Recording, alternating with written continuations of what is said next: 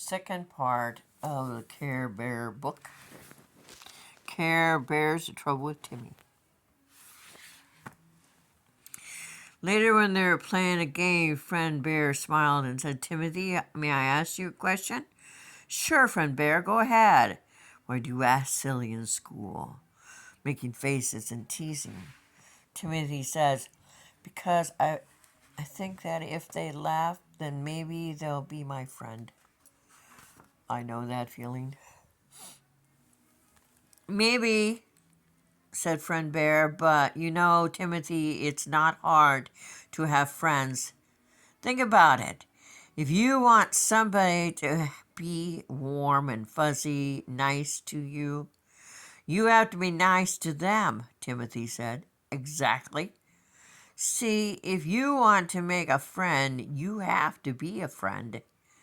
"And I guess I shouldn't give them worms," Timothy said. "Not unless they happen to be worm collectors," Friend Bear said. Before Timothy went to sleep that night, he thought for a long time about what Friend Bear had said.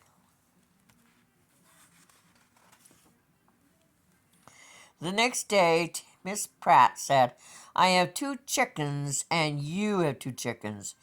What do we have altogether?" Timothy almost said lots of eggs, but he didn't. He just pictured 4 fire engines instead of chickens and raised his hand. Mrs. Pratt was pleased. He didn't draw pictures of swamp monsters during reading time, and when Mrs. Pratt called on him to read every word right, he read every word right.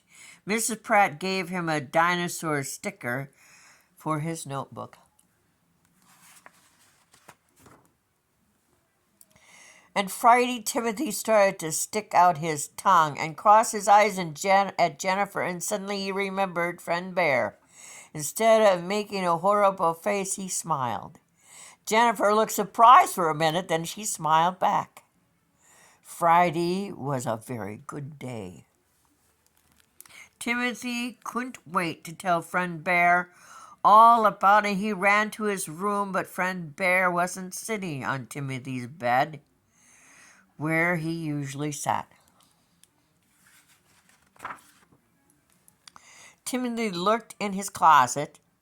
He looked under his bed. He couldn't find Friend Bear.